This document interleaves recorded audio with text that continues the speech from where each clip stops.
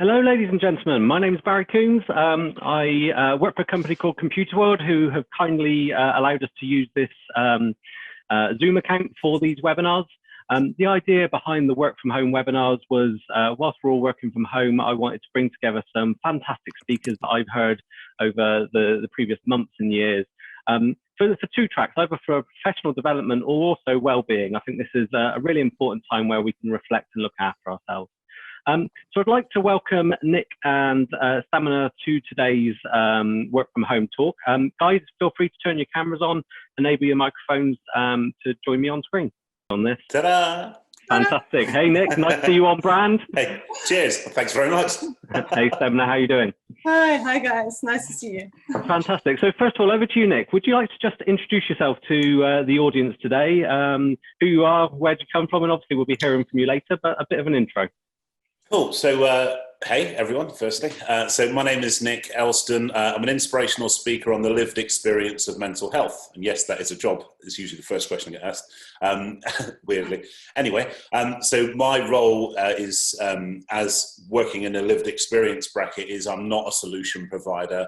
Therein lies the disclaimer, that I basically increase engagement in what wellbeing initiatives that organisations have going on already. So most of my work is done with HR leaders, HR directors, for example, 90%.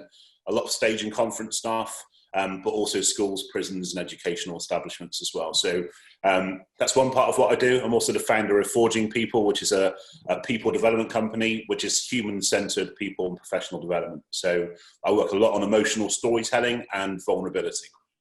Fantastic. Thank you ever so much, Nick. It's a pleasure to have you on today. And Stamina, the same from you, maybe a bit of an introduction to the audience. Yes, absolutely. Hi, everybody. My name is Stamina, and I represent a company called WellMe Yoga Nutrition. So where I come from and my contribution here in this wonderful talk is I'm going to bring the angle of personal well-being. Talking about nutrition, talking about movement, talking about what can be done to first take care of our own health. And then from there, that transpires and transforms into the health of our businesses, of our offices, of our companies. But the first starting point is obviously to take care of ourselves. So in my team, we are a team of yoga teachers. So we lead a studio, we've got a yoga studio. And also I offer nutritional advice and nutritional consultations. I do work with corporate clients for employee wellness. I've done some work with you, Barry, which was a highly enjoyable process. So that's where my field of growth and development and personal expansion is. Fantastic. Thank you ever so much. And as we go through today's webinar and hear from these two wonderful speakers, I highly encourage you to post questions using the Q&A or chat functionality. And at the end of each of the speakers, we'll have some time to have that conversation and ask your questions. And that really does mean a lot to me and also the speakers that you kind of ask those questions. It can be a bit of a one-sided experience, these webinars, where you're talking to a camera, trying to get that passion and energy, and the guys really do appreciate your questions. So I think without any further ado, we'll pass over to Nick. Stamina and I will turn our cameras off and mute to give Nick the stage. And Nick, over to you. Great stuff. Thank you very much. And again, hey everyone. So to give you a little bit of context, I think context is massive. It's really important to know where people come from so that you can tune into what they're saying. My experience, the lived experience I referred to, is I had mental illness as a child. I had obsessive compulsive disorder. It was then later diagnosed into later life as generalized anxiety disorder. And it got to, interestingly, I do this by the way, I will go off on tangents. Interestingly, those kind of things that create a lot of nervous energy and high anxiety can actually drive you to be successful by your own definition, because you just don't let the ball drop, you keep going and going. I see this a lot now with clients and with people, especially in the corporate world, that they do not schedule things like recovery, and they do not schedule things like, they don't kind of do the thing about wearing a mask, and they kind of pretend to be something they're not, and to mask how they're feeling and that kind of thing. And it's exactly what I did. So actually through school, I was high performing. I was top grades in every clique. School's brutal as an environment. So I was very good at kind of people pleasing at a very early age. I took that into my corporate life, and I spent a long time being somebody that I wasn't. but interestingly not knowing who I was either. So I got to the point around 7 or 8 years ago now that I actually went to one of a business networking meeting. Now, for those who have been to a networking meeting, it's kind of where you go along, pretend to be happy, shake people's hands, and then you try and sell your stuff. Basically, networking in a nutshell. And we've all done that. We've all kind of masked how we're feeling. Somebody shakes your hand and say, "Hey, how are you? How you doing?" Actually say that you feel rubbish. It really freaks them out. There's a good filter for people you want in your life and not. But anyway, I left this networking meeting, and when we think about words like burnout and breakdown, then we feel it's a very angry kind of thing. It's quite an aggressive kind of thing, and it's really not. My experience of my kind of meltdown was like a machine shutting down. I'd lost hope, or the hope of something better, and I'll come back to that. And I think that's a really dangerous place for people to be in, especially right now. But also I was very frustrated. I was frustrated with carrying all of my challenges and carrying all of the anxiety and the stuff that comes with that. And that's the reason why I got to that point. And I actually sat in the car and I just shut down. It was like a machine shutting down. And I just sobbed and couldn't drive and just sat there for 2, maybe 3 hours. And for the Harry Potter fans in the room, it was like the boggart in the cupboard. I should make a really weird decision then to stand up and speak at the meeting 2 weeks later and share what had happened to me. Because I didn't see anybody else doing that, especially being like a 6'4", 20-odd stone guy. That wasn't the done thing, especially then. So I did. And I stood up and I started to share my experiences. And that's where the world changed for me. And this is where vulnerability is huge as a superpower when you practice it daily. Is I stood up and I shared absolutely everything about my mental illness, about my mental health, about the breakdown 2 weeks earlier. And 3 things happened that changed my life forever. The first thing was everybody in that room queued up to offer their support and their love and their compassion, when actually for me it was going to be like Death by Police, Blaze of Glory moment where I tell my stuff and then boom, mic drop, I'm out of here kind of thing. The second thing was they all gave me hugs. I love hugs. I'm really missing hugs right now. So it's not a come on, but I do love hugs. And the third thing, and that the thing that definitely changed my outlook on life completely, was it suddenly didn't become about me anymore, because mental health and mental health challenges can be a very selfish pursuit, not intentionally, but you certainly become all consumed with it. So suddenly people I've known for 9-10 years started sharing with me immediately exactly what was going on with them, exactly what was going on with their lives, abuse, PTSD, grief, and all the things that we carry but would never share. People that I really genuinely knew for years, people I consider friends. And I find that absolutely fascinating, that the only thing that I did differently was I told the truth, what has now been called as a brutally honest truth. And it's completely disarming, and it builds a bridge of trust immediately where people will share things back with you. That's what changed my life forever. So I used speaking. I let my boggart out of the cupboard. I showed the world my fear, and actually it didn't seem that scary anymore.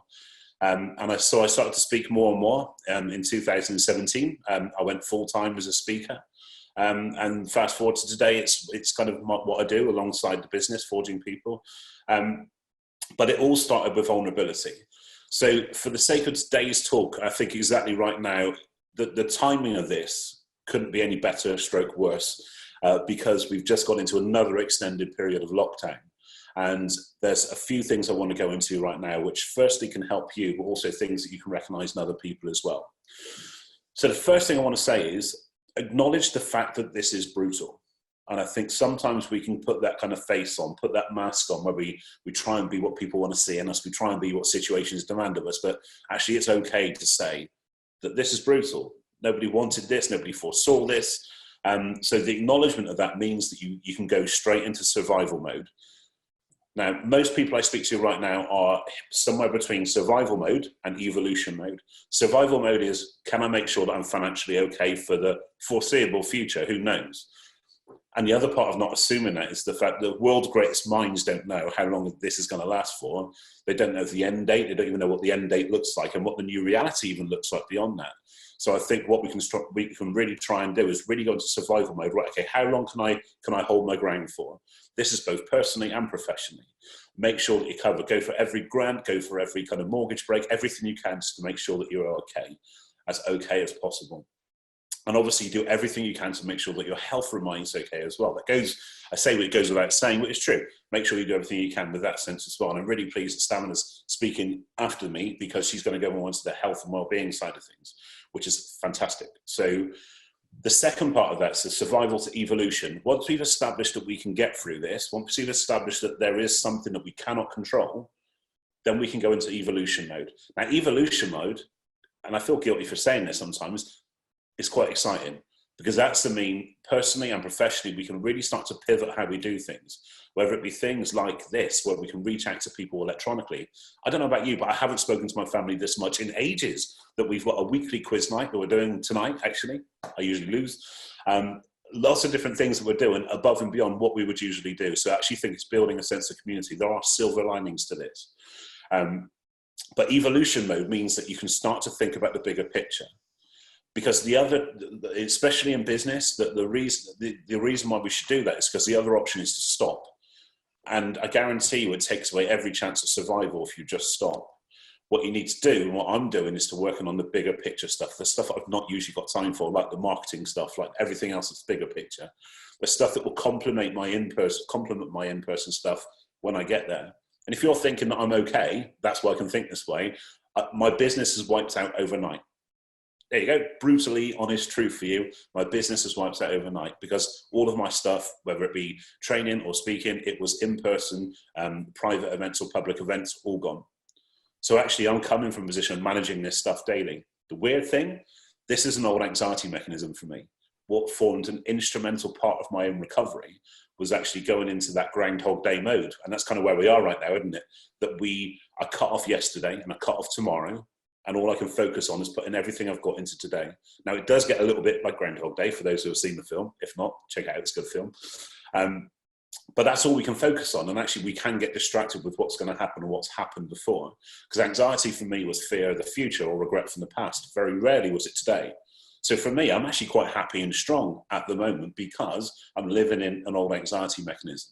So self-awareness is key here. So that's the first thing I want to say, isn't it? Is try not to assume right now what's going to happen or how it's going to happen. Set your boundaries. Now, there's several layers of this, but I think this is probably the most important thing I will share with you today. So set your boundaries. So the first boundary to set is your time. So at the moment, and I will continue to do this, even though I haven't got the workload to demand it, I am still spending my working day working or developing myself, developing the business. Still investing that time. Not only does it give us focus, but it also means that we put ourselves in every chance of a strong position we can to come out through this and actually potentially be smarter, stronger, and thriving for the experience of having that time to invest in yourself and your business. That's the first thing. The other boundary to set, or another boundary to set, is your space. So up until a few weeks ago, I had my home office. I've got an office in Bristol, but I also have a home office here. I was booted out of that because my wife is now working from home as well. So, of course, I did the noble thing and I came down to a dining room table. But what I do at the end of the day is to make sure I pack all of this up. So when I'm relaxing on the sofa later on, then I don't see work. I don't constantly see work. So get it out of your eye line if you haven't got a home office. And if you have got a home office, great. But make sure that your working day ends when you cross the line of that door. So that's huge. The next one can be quite sensitive, but it's massively important. And that one is to set boundaries with your partner or with your family. So I'm guessing you live with the people that you do because you love them. I'm guessing. But as much as we do love them, we've not used to this kind of level of immersion. So actually, this can be quite a fraught and frayed experience right now. So actually, we need to set boundaries with each other. And we need to say, right, okay, that I need my me time, my alone time, to be able to recharge, to go again strong tomorrow, to be able to look after the family tomorrow, to do everything we can and actually have that space. I speak all over the world on what I speak about. I guarantee you, and it's something I shared with the guys at Computer World when I spoke at their conference recently, it's the situation's worse in the UK because we see self-care as selfish. And that's not the case in other parts of the world, but certainly in the UK. So we're actually fighting a kind of our conditioning to try and ring fence some space for ourselves. But it's massively important you do. So again, that's another boundary. Another boundary you might want to set is your level of immersion in things like social media and news. That's another great one. The fact that I now watch the government updates every night, but then I switch off from everything else because it's just speculation. The update to update. So again, it just fit it into part of a routine, and routine is important too. I'll come on to that in a second. But setting boundaries is something to do right now, if you haven't done it already, because then actually it does form part of your daily routine, and your routine is a really important part of this. And I'm sure the next speaker is going to talk about more the health side of these things, but just the process in terms of having that kind of regularity of getting up, of making your bed. I shared a video from my social post of the Navy commander, I forget his name, who did a TED talk or a commencement talk on the importance of making your bed. Actually, it puts you in the right mindset right from the start. You go forward into a day with intent. Because I know that when I've worked from home before, because it's been rare, it's been like, I don't know, like a shorts thing, or maybe I don't do pajamas, like a short t-shirt thing and stuff. But actually what I've tried to do now is to make sure that every single day I get dressed for the day. Believe it or not, this is my speaking gear. Go figure, authentic.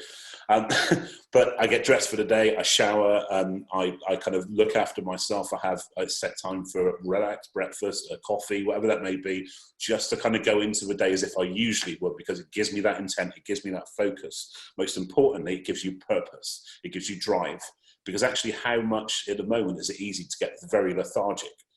Especially kind of with the lockdown on things like exercise in a built-up area. I'm lucky that I live next to kind of common land, so I can go out and not see literally a soul. But not everybody has that.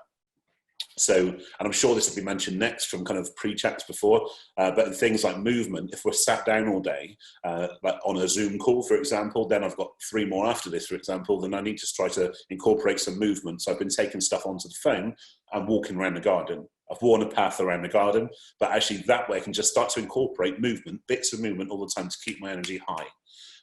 If you've seen me speak before, then you know that I get everybody on their feet at certain times just to shake it up a bit, just to get everybody moving again, because we all know how lethargic we feel if we're sat down for an hour, let alone 8 or 9. So again, boundaries and routine, if you have that in place, you give yourself every single chance of keeping a positive mindset and keep your mental health strong. The next thing I want to talk about is stay connected. It will be very, very easy right now to fall off the radar. And again, this is personally and professionally. So in terms of professionally, yesterday I was doing a webinar kind of interview thing with a fantastic lady who does a lot of work with accountants. And I do a lot of stuff with the accountancy industry. Believe it or not, I'm an agony uncle for accountants, for accounting web, go figure. But I do a lot of work for that industry. So actually, one of the things we're talking about is how do we react to kind of clients calling in and expecting and managing expectations and stuff. But actually, the hidden danger is that it's the people to go quiet. So if you have, in business, if you have clients that go quiet, just put a call in just to make sure they're okay. So let them know that you're there. If it's a personal relationship, a friend or family, then certainly just keep checking in on people, make sure they're okay. Everyone's got different ways of dealing with this, but also everybody's got an underlying level of dread and anxiety right now to some degree. We all have to some level. I bet you find now actually that you're more tired at the end of a day than when you're out in the real world and then coming back. I know I am. I'm very much more tired from being here because actually you've got that energy being burned all the time on keeping busy, keeping on, the anxiety, the fear, the kind of, can I get a Tesco slot? Can I get all these kind of things that are going through our head right now? So that's really important, is to stay connected. We have the platforms. Imagine doing this 25 years ago. That would be true isolation. But right now we have the platforms to do fantastic things like this. We have lots of different ways of communicating that are not in person. Look, trust me, like I said, I'm a huggy guy, I'm a tactile guy. This does not replace human contact at all. However, it's as good as it gets. And I think we're recognizing that everybody's making this up as we go along, and we're creating a new reality, a new normal. Because after all of this, things won't go back to being the same in any way, that things will have changed differently forever. So the more we can kind of really get on board with incorporating everything we can in terms of connection, then that's going to, again, put us in good stead, but also make sure that other people don't get fallen through by the wayside.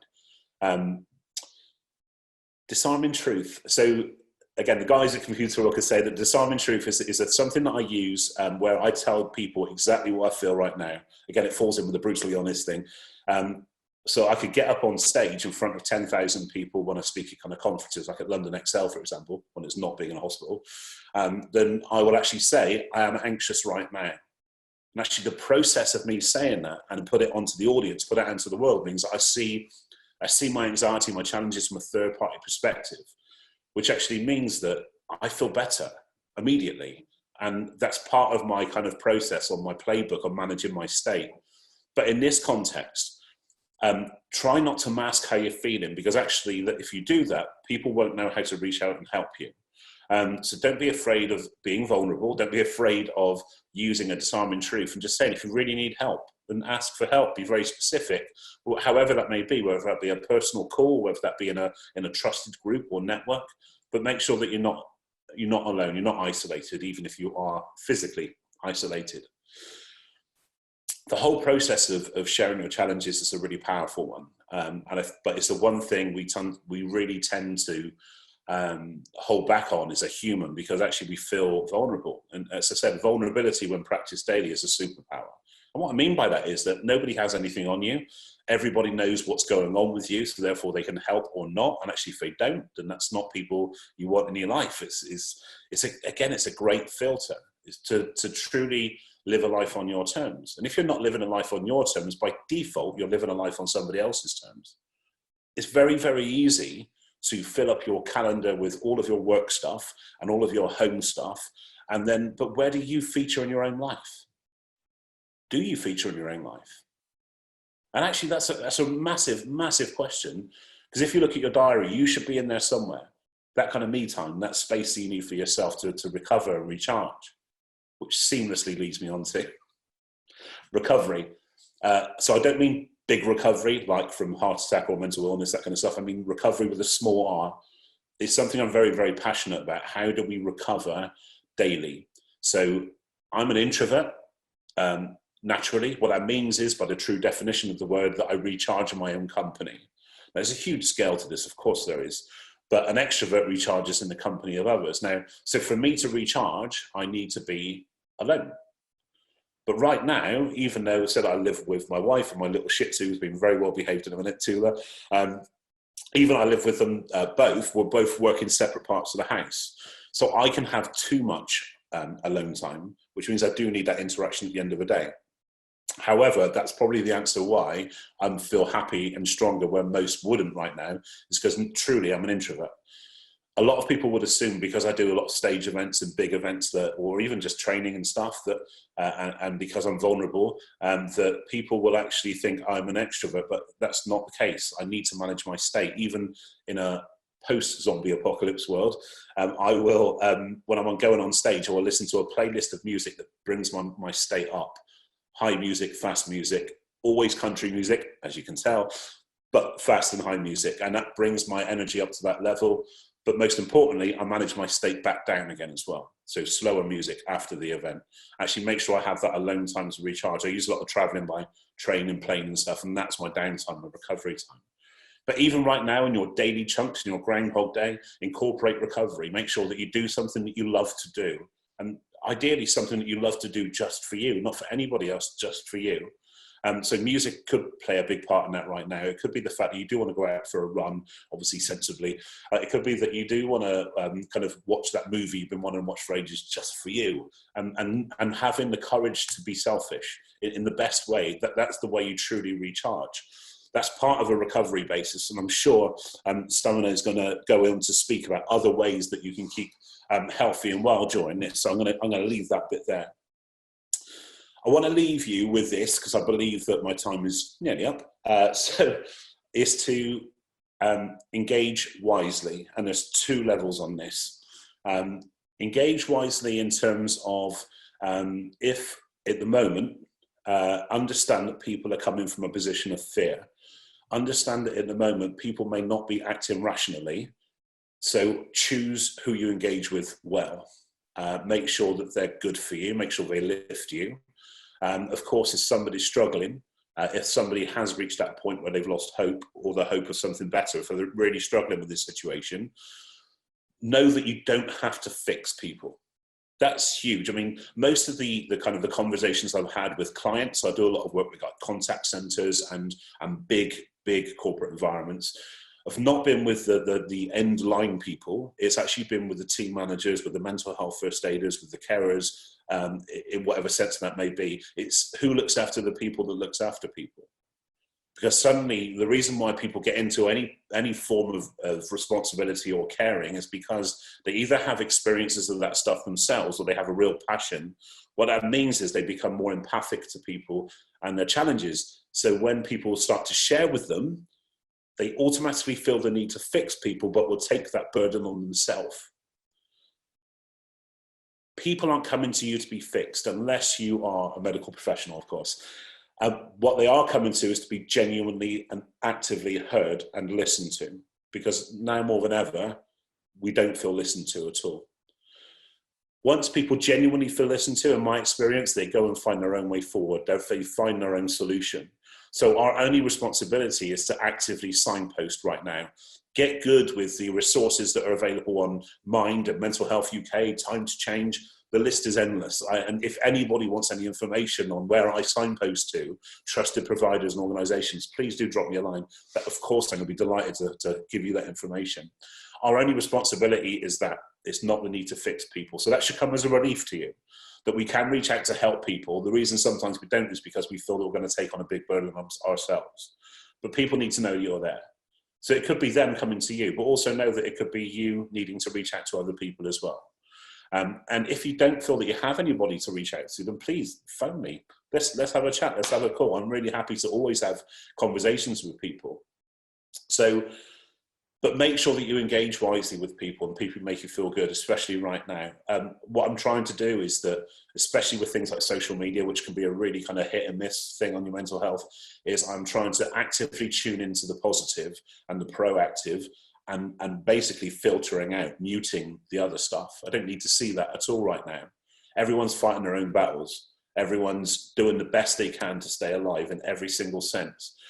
So right now, all we can do is to every day is give it your best. Every day, go again. Every day, do that without kind of that regret from the past or fear of the future. And this will end. This will change. And as I say, every storm does run out of rain. We don't see it at the time. We don't see it in the middle, but it will end. Every problem has an end date and this will pass. But also know that the new reality will be a new reality, and we need to start working towards that now. We don't want to get left behind, personally or professionally. So I'll leave it at there, because as you can tell, I could probably talk for England. I'm really happy to answer any questions you have. Also really happy if you want to reach out and speak to me privately too. But thank you very much for listening to me. Cheers. Fantastic. Thank you ever so much, Nick. I feel so lucky to have you on today's talk. Stamina, feel free to come back on video and unmute yourself now to join us. If anyone's got any questions for Nick, please post them in the Q&A. I've got a few questions here for you. So the first one from myself, Nick, and I've been on a bit of a journey myself, mental health first aider, doing things like NLP practitioner and things like that. And I'm really passionate about this. I think this is something that we need to get people talking about. We need to kind of remove those barriers that people seem to build up in front of them, the mask they seem to put on it. But there is quite a mask over these subjects. People are still unwilling to talk about it and talk about it openly. And I must admit myself, I do kind of question where is the right place for me to do it. I'm a leader of a business. I'm a dad. I have lots of responsibility, and part of me wants to be seen as being the strong person that's got everything under control. And there's always concern that if you show a chink in that armor, then will people start to question that. But I'm breaking those things down myself. But what advice do you have to everyone on this webinar? What is the one thing that we can all do to start removing those barriers and be talking? You've got it behind you, hashtag talking anxiety. How can we talk about our feelings and talk about our well-being? Okay, so there's two caveats to this. The first one is that we're fighting against cultural and generational challenges here, because even I'm 42, so I was brought up on the stiff upper lip, man up kind of stuff. But again, not crudely, not intentionally in a negative way, but that's the conditioning that we have, that even now, even when we're talking about this, it kind of sounds like we're doing something taboo by talking about this stuff. So I get that completely. So I think firstly, understand that that's where we're coming from. A lot of what I do is about breaking conditioning. But I think also the second thing is, I think one of the most therapeutic processes you can do, and it's something that I do with kind of like mentoring clients, especially with the speaking staff, is to write your challenges, your experiences and your story from an audience perspective. Even if you're never going to deliver that, write it. So basically the story no longer owns you, you own the story. What can people learn from you going through what you've gone through? What insights can you get from sharing what you've learned along the way? So actually the process of you making that as a cause, as a force for good, puts a whole new dimension on it within yourself as well. So not only do you end up potentially helping other people if you release that, if you deliver that somehow, but in you've actually turned it in from a challenge into a solution for somebody. Does that make sense? Yeah, no, that makes perfect sense. And I think one of the things that stood out to me, I think it was on the mental health first aiders course, it talks about everybody having mental health, everyone having well-being. And we're normally quite happy to talk about, oh, I'm feeling a bit under the weather today I've got a bit of a cold at the moment, but why aren't we willing to kind of go, oh, I'm feeling a bit down at the moment kind of thing? Well, I think you've just touched on it then, maybe without knowing, the fact that people do not define the difference between mental illness and mental health. Mm-hmm. And there's absolutely a huge difference. Mental illness is something that certainly has to be professionally treated, for sure. Mental health is the things that we can do every day, the things that I share, the things that Stamina's going to share, things that you can do yourself to bring that under your control to the best of your ability. So mental health is kind of like gym work. That actually, the more we invest in that time, or any personal development, the more we invest, the stronger we feel, the better we become. But mental illness is different. Mental illness are conditions that need to be fixed. I don't like that word particularly, but yeah, you know what I mean. Yeah, definitely. So a couple of questions here. So Megan asks, if you don't know how to unwind and have the time to reset, how do you suggest finding it? I think that it's a case of... so this is an interesting one because there's a process that I use called Question Everything. I mentioned this at your conference actually, and it got a few giggles on the second bit. Is go for a whole day of asking yourself, why do you do what you do, but also listening to your narrative as well. So I believe our narrative and our conditioning forms a huge part of our perspective on how we see our experience, our life, our world. So which is a long answer to that, but I'm going to keep it short to this one. So what I mean by that is the fact that if you get up in the morning, right, you get up at 6 o'clock, right, why do I get up at 6 o'clock? Is it because I've always done that? Because actually most of the things we do are driven by habit. Is it because I've always done that? Is it good for me? Could I do with more sleep? Could I do with less sleep? Why do I wake up next to them is a question maybe you haven't asked in a while. And I'm a firm believer we have all the answers. We just... either we don't ask ourselves the right questions or we're scared of the truth. And the more sensitive the subject, the more we don't ask ourselves those questions. So if you go for the whole day just questioning everything, but that also includes, to answer your question, what are we doing with our time as well? Because our time can go, well, I'm not sure about you, but this kind of lockdown has gone really, really quickly. I'm not sure if it's just a lone experience. No, we were reflecting on that this morning. A number of people in our cell call this morning were saying how quickly the days are going at the moment. Exactly. But actually, if you made a list of everything you're doing, I've got no other way of kind of wording this. I do apologise, but a lot of the time we find ourselves just dicking around a lot of the time. But we think we're doing something. I'm the one that's the most guilty of thinking I'm working when actually I'm just dicking around doing something. We love a bit of procrastination, don't we? Exactly. And as you know, because we talked about this at the event, procrastination and change are the two biggest anxiety triggers. So I think if you've truly got no time, then that would be a longer answer, and I'm happy to answer that in person. I think a lot of the time we can find a lot of time in our own days once we start to really pull apart what we're doing, and do we really have to do those things? Fantastic. Right. One final question, quite a big question. So interesting to you. So I'll keep it short. David asks, Nick, the government have just come to you to get some advice as to how to tackle the fallout off the back of the situation we're currently in and concerning the effects of mental health within our community. What's the one thing that you would advise them that we should be doing?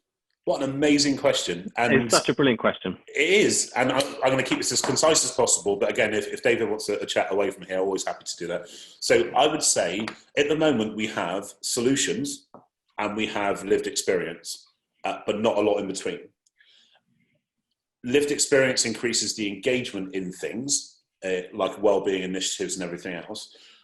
But a lot of people won't get to this point here because they see it as either treatment or classroom, or it becomes very scary.